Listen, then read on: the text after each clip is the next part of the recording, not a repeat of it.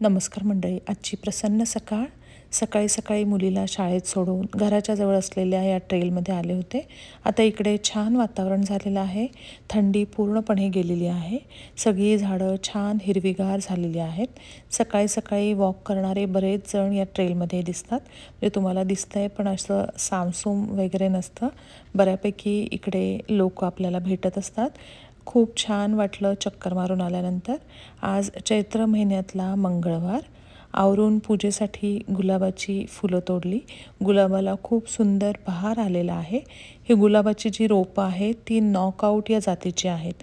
थंडीत सगळी रोपं सुकून गेली, पण आता पुन्हा याला बहार यायला सुरुवात होते आणि हा महिना आणि पुढे पण या गुलाबाला छान फुलं येत राहतात. अंगणात रांगोळी काढली.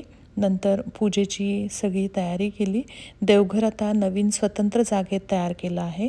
देवघराखाली ठेवलेले हे छोटं कपाट जे आहे ते मिस्टरांनी घरी बनवून दिलं आहे आणि वरती याच्या अखंड पांढरी टाईल चिटकवलेली आहे. आतमध्ये देवाचं सामान ठेवण्यासाठी कप्पे केलेले आहेत. अजून याच्यामध्ये लाईट्स वगैरे लावायचं आहे आणि अजून जे काम आहे ते थोडं बाकी राहिलेलं आहे. ते मिस्टर आता भारतातनं परतल्यानंतर जे राहिलेलं काम आहे ते करणार आहेत. देवाची मनोभावे पूजा केली.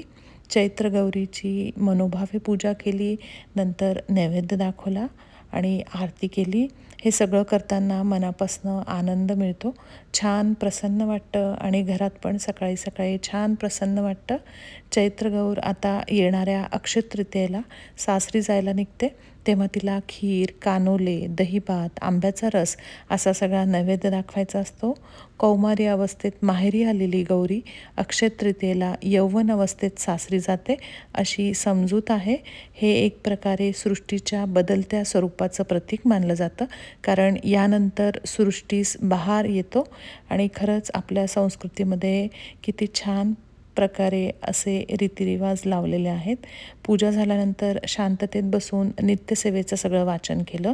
सूर्यनारायणाला अर्घ्य दिलं आणि तुम्हाला आता व्हिडिओमध्ये मी पुढे दाखवणार आहे की नेमकं हे मंदिर आहे, हे मंदिर कुठे ठेवलेलं आहे. तुम्ही त्यामुळे शेवटपर्यंत सगळा व्हिडिओ बघा. पूजा झाल्यावर योगाचा क्लास होता. योगाचा क्लास केला. त्यानंतर स्वयंपाकाला लागले. आज उपवास होता म्हणून उपवासाची बटाट्याची भाजी केली. त्यामध्ये तूप, जिरे, हिरव्या मिरच्या, बटाटे हे सगळं टाकलं आणि वरून दाण्याचा कूट पेरला. ही भाजी थोडी तिखट करायची म्हणजे खूप छान लागते. सोबत ताक केलं आणि नंतर म्हणजे खाऊन झाल्यानंतर एक अर्धा तास आराम केला आणि मुलीला शाळेत आणायला गेले. तिला शाळेतनं घेऊन आले. त्यानंतर मुलीचं जेवण झालं आणि पुन्हा तिचा क्लास असतो.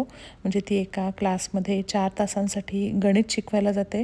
त्यामुळे तिच्या क्लासला मग सोडवायला गेले आणि घरी येऊन चहा घेऊन एडिटिंगचं व्हिडिओचं काम होतं ते करत बसले. नंतर बाहेर बागेत काम केलं. डिशवॉशरला सगळी भांडी लावली आणि 7:30ला पुन्हा मी मुलीला आणायला गेले. अशा प्रकारे दिवस माझा घालवला. धन्यवाद.